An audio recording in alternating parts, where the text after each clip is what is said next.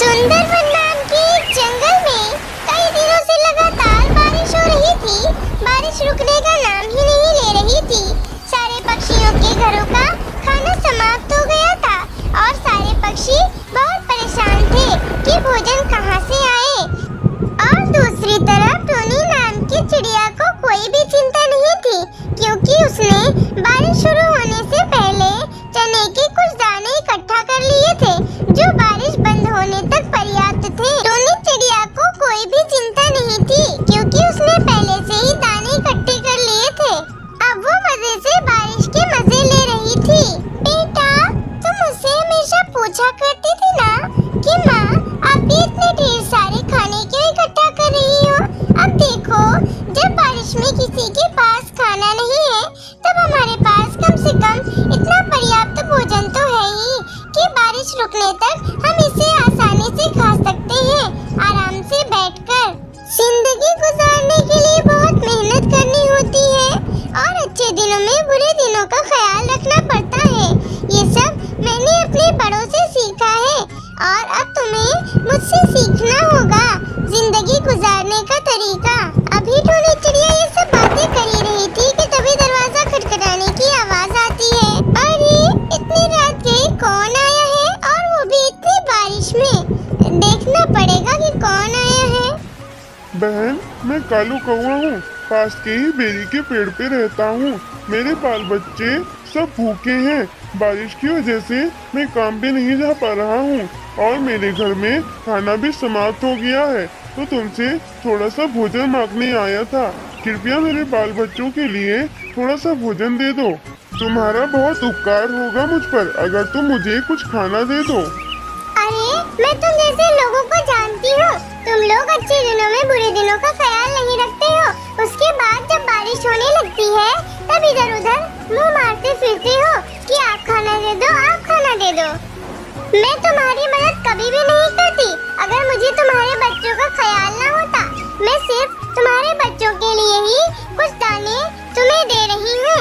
और हाँ, अगली बार अच्छे दिनों में बुरे दिनों का ख्याल जरूर रखना और बारिश आने से पहले अपने लिए खाने का सामान इकट्ठा कर लेना।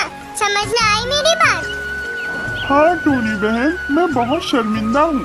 मैं अगली बार से इसका ख्याल रखूंगा। और हाँ, तुम्हारा बहुत बहुत धन्यवाद कि तुमने मुझे खाने के लिए थोड़े से चने के दाने दे दिए। मैं तुम्हारा ये उपकार जिंदगी भर नहीं भूलूंगा।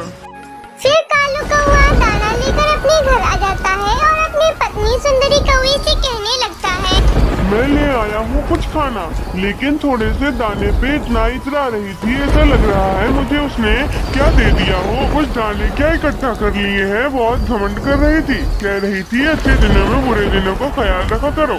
बड़ी आई मुझे सबक सिखाने वाली, इतना भाषण देती है, मेरे तो सर में दर्द हो गया।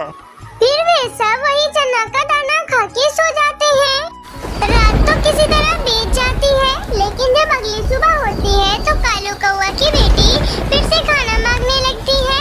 और अब कालू कौआ परेशान हो जाता है कि अब वो अपनी बेटी का पेट कहाँ से भरेगा। वो जो चना मांग के लाया था वो सारा चना तो खत्म हो गया और अब वो परेशान हो जाता है। सुनिए जी, हमारी बेटी तो फिर से भूखी हो गई है और अब हम क्या करें। जो हम चने के दाने लाए थे वो भी तो रात में ही खत्म हो गए। आप एक काम करिए, टोनी चिड़िया के घर में तो बहुत ढेर सारे चने के दाने होंगे ना। आप जाइए और उसके घर में से रात में कुछ दाने चोरी करके ले आइएगा और वो टोनी चिड़िया भूखी सोएगी और हम पेट भर के सोएंगे। बहुत अकड़ रही थी ना वो कल। हाँ सुंदरी, तुम ठीक कह रही हो। मैंने कल देखा था उसके घोंसले में बहुत ढेर सारे चने के दाने रखे हुए थे।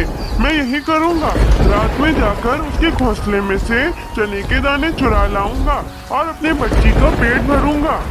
फिर जब रात होती है और टोनी चिड़िया अपने घर में सो रही होती है तब कालू कौआ उसके घर में चने के दाने चुराने के लिए घुस जाता है और वहीं पे रखी दिए के पास बैठ जाता है। कालू कौआ चने के दाने चुराने में इतना मग्न होता है कि उसे कुछ पता ही नहीं चलता और उसके पीछे पूंछ में आग लग जाती है और वो जोर जोर से चिल्लाने लगता है, हाँ बचाओ, आग लग गई, आग, कोई मुझे जाओ, मैं तो मर गया। फिर टूनी चिड़िया जल्दी से उठकर कालू कौवे के ऊपर पानी डालती है। तब कालू कौवा टूनी चिड़िया से माफी मांगता है और कहता है, टूनी चिड़िया, तू मुझे माफ कर दो। अब मैं ऐसी गलती कभी नहीं करूँगा। मेरे किए की सजा भगवान ने पहले ही मुझे दे दी। कोई बात नहीं कालू कौवा, जो तुमने किया वो तुम्हारी गलती थी और अब तुम सुधर गए हो, तो इसलिए मैंने तुम्हें माफ कर दिया। और ये लो, थोड़े से चने के दाने तुम रख लो। कालू कौवा अपने किए पर बहुत शर्मिंदा था, लेकिन टूनी चिड़िया उसे माफ कर देती है और कालू कौवा खुशी खुशी अपने घर चले जाता है और खुशी खुशी अपनी जिंदगी बिताने लगता है और उसके बाद फिर कभी चोरी नहीं करता और टूनी चिड़िया और उसकी बेटी भी खुशी खुशी अपना जीवन बिता